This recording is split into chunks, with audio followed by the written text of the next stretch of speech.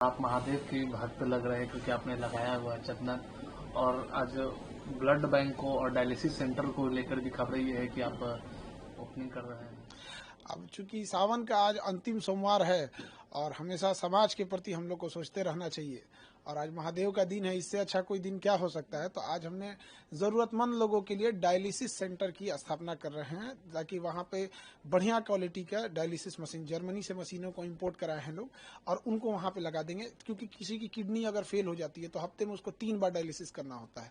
तो उसकी, और एक मिडिल क्लास इंसान हर महीने उसको 50,000 देंगे, नहीं तो सामने मर जाएगा बेचारा, तो काफ़ी दिक्कत हो जाती है। तो हमने डायलिसिस सेंटर के लिए और ब्लड बैंक के लिए भी हमने इसमें प्रोसीड कर दिया है। आई थिंक नवरात्रि का पहला नवरात्रि हम लोग ब्लड बैंक की स्टार्ट कर देंगे, और लक्ष्य है कि उसको एशिया में सबसे बड़े लेवल पे लेके जाना है, ताकि गरीब इंसान ना भटक सके। और आज सोमवार है, और चूंकि हम शुरू से ही रहा है, इस सब चीज़ों में हमारा लगाव रहा है, और इसका एक कारण भी है। एक बार क्या हुआ था, बहुत साल पहले यहाँ हम सोफा पे ही बैठे थे, और ये देखिएगा अब आपको, तो ये मेरा सोफा, इस पे हम बैठे थे, और ऊपर महादेव की तस्वीर लगी हुई है। और जब बम चलाया था सब ना, तो इस दीवार के इसी सोफा के गद्दे पे लग गया था। ये वाला सोफा नहीं था वहां पे, इस पे। तभी से हमको लगा कि नहीं, महादेव हमको बहुत मानते हैं, तो इसलिए उन्हीं का दिन सबसे अच्छा लगा। तो आज ही के दिन हमने इसकी घोषणा कर दिया, और अब इसको देखते हैं कैसे महादेव ले जाते हैं आगे। खान साहब लगता महादेव के भक्त हैं। हमको सबसे अच्छा जमता है सबकी रिस्पेक्ट करनी चाहिए। आपने बोला कि एशिया का नंबर 1 बनाएंगे ब्लड बैंक और डायलिसिस सेंटर। देखिए, हमको ना इसको हर डिस्ट्रिक्ट पे ले जाना है, क्योंकि गरीबी किसी एक जगह पे नहीं है।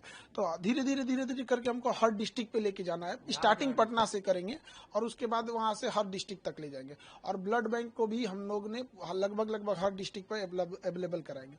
और खास करके अगर आप देखेंगे तो बिहार में तो अलग अलग ही है, बनारस में भी बहुत ज़्यादा ब्लड का डिमांड होता है, क्योंकि बनारस के पास मेडिकल इंफ्रास्ट्रक्चर ठीक है, तो अगल बगल के लोग भी वहाँ जाते हैं इलाज कराने के लिए, बट वहाँ उनका कोई परिचित नहीं मिलता है। खास करके पटना में भी गाँव से कोई आते हैं तो उनका कोई परिचित नहीं मिलता है, तो उनको ब्लड की बड़ी किल्लत हो जाती है, बेचारे रो देते हैं लोग यहाँ। इसीलिए हमने इसकी पहल की कि हमें समाज ने हमें कुछ दिया है, तो समाज को लौटा के जाना है। यही एक मानव धर्म होता है। अन्यथा मतलब अगर समाज के काम ना आ सके तो क्या ही कर पाएंगे। और इसको धीरे धीरे हर एक डिस्ट्रिक्ट पे ले जाएंगे, ताकि कोई भी इंसान को एक भलाई हो सके, उसको समाज को एक अच्छा आउटकम मिल सके। खान साहब, आप शिक्षक के साथ साथ आप समाज सेवक भी बनेंगे, क्योंकि एक समाज का अच्छा कार्य होगा।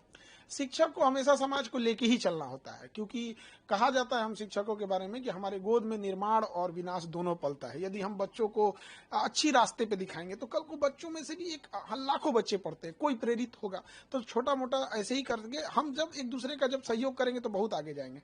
और सबको एक दूसरे का सहयोग करना चाहिए, क्योंकि गरीब को भी उतना ही जीने का अधिकार है जितना एक अमीर को।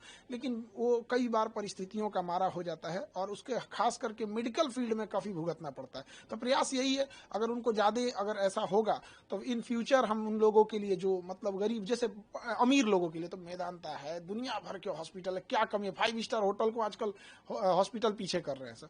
बट गरीबों के लिए उनमें भी हम लोग आगे इस पे प्रयास कर रहे हैं। कैसे ये वर्क करेगा ब्लड बैंक और डायलिसिस सेंटर आम पब्लिक के लिए, कैसे वर्क करेगा? अब इसको हम लोग आज तो मतलब न्यू रख रहे हैं हम लोग इस चीज को, क्योंकि आज महादेव का दिन है, और हमको लगता है कि कोई दिक्कत नहीं आएगा, महादेव साथ है।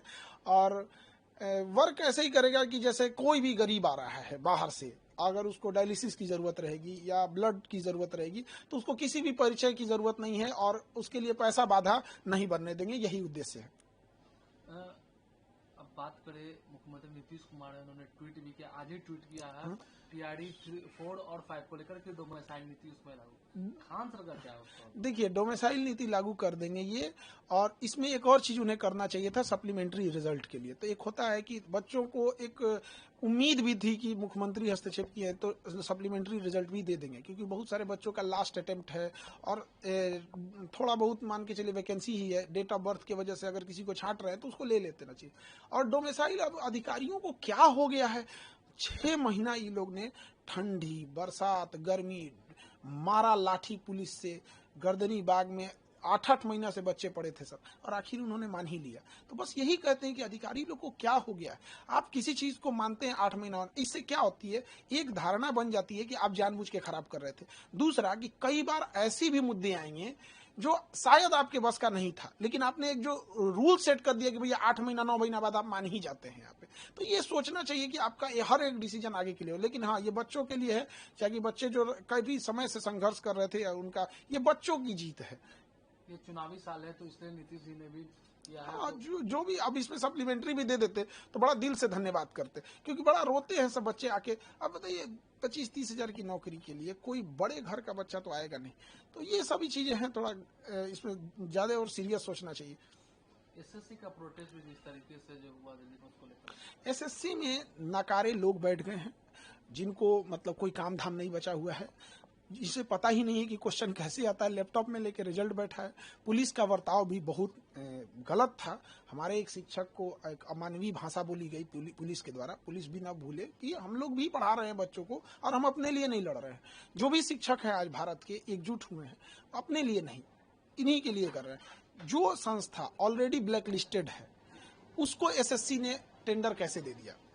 मध्य प्रदेश में एडीक्यूटी को ब्लैक लिस्टेड श्रेणी में रखा जा रहा है। अब वो एडीक्यूटी यूपी और बिहार में एंट्री मारने के लिए सोच रही है, तो उसे यहां भी रोकना चाहिए और उस पर दोबारा विचार करना चाहिए कि बच्चों के भविष्य के साथ ना खेले। एक अंतिम सवाल है खान सर, पूरे देश में भी जितने भी वो प्रोटेस्ट चल रहा है एसआईआर को लेकर, चाहे वो पार्लियामेंट हो या और विपक्ष सभी लोग कर रहे हैं, कि क्या लगता है जिस तरीके से चुनाव आयोग में जो ये समय भी चुनाव, बिहार में भी चुनावी साल है यहाँ पर, तो खान सर का क्या रहेगा एसआईआर को लेकर? देखिए, चुनाव आयोग हो गया, सुप्रीम कोर्ट हो गया, ये जो संवैधानिक संस्थाएं होती है, ये राजनीति और पार्टी दलगत चीजों से ऊपर होती है। तो इनको कहीं ना कहीं इससे देश का भी साख जुड़ा होता है, तो इन्हें स्वतंत्र रूप से काम करना चाहिए। और थोड़ा मीडिया को भी इसमें सजग होना चाहिए। क्या है कि मीडिया चुनाव से पहले ओपिनियन पोल दिखाने लगती है, तो आप जब 2 महीने से किसी चीज को दिखा रहे हैं कि ये जीतेगा, ये जीतेगा, ये जीतेगा, फिर चुनाव के दिन अगले दिन एग्जिट पोल दिखाने लगते हैं, फिर अगले दिन विश्लेषण करने लगते हैं। अब जो इंसान, एक साधारण इंसान घर में टीवी पे देख रहा है 2 महीने से फलाना पार्टी जीतने वाली है, जीतने वाली है, अचानक जब कोई दूसरी जीतेगी तो क्या बोलेगा? तो एक चुनाव आयोग पे इस पे रोक लगाना चाहिए कि भाई आप क्यों एग्जिट पोल दिखाएंगे, वो तो अपना ही रिजल्ट दे देगा यहाँ। दूसरी कि चुनाव आयोग को हमेशा देश के प्रति सोचे, और अगर कोई भी एक व्यक्ति छूट रहा है तो ना छूटे यहाँ पर। हाँ, जो इलीगल है वो बचना भी नहीं चाहिए, और जो योग्य है उसका नहीं करना चाहिए। अब चूंकि बिहार में ये समस्या इसलिए हो जाती है कि यहाँ पे बहुत सारे मजदूर पलायन किए हैं रोजगार के लिए, तो वो इतना जल्दी आ नहीं पाते हैं, तो ये एक बड़ी समस्या है। इस पे हमको लगता है चुनाव आयोग और सुप्रीम कोर्ट जो भी हो, इसे अच्छे से इसे फाइनल कर लेंगे लोग। 65 लाख लोगों का बिहार में वोट कटा है, वोटर लिस्ट से नाम कटा है। देखिए, ये वो लोग भी हो सकते हैं, इसमें मिलाना पड़ेगा कि वो 65 लाख लोग क्या पिछली बार वोट दिए थे लोकसभा में, तो ये भी तो एक चुनाव आयोग पे भी और एक भारत की छवि पे भी जाएगा कि आप एक इलेक्शन में उनसे वोट डलवा रहे हैं, एक इलेक्शन में कटवा रहे हैं। तो इसमें ये बात राजनीति और ये सब चीजों की नहीं है। एक वर्ल्ड हमें किस नजर से देखेगा, फिर हमारी रैंकिंग लोकतंत्र में कहाँ जाएगी। तो हमेशा ऐसा स्टेप होना चाहिए कि देश सर्वोपरि होनी चाहिए, राजनीति दल ये बाद की चीजें है, देश रहेगा तो सब रहेंगे। तो ये बड़ी जिम्मेदारी आती है, खास करके सुप्रीम कोर्ट, चुनाव आयोग जैसे निष्पक्ष संस्थाओं की ये जिम्मेदारी बन जाती है।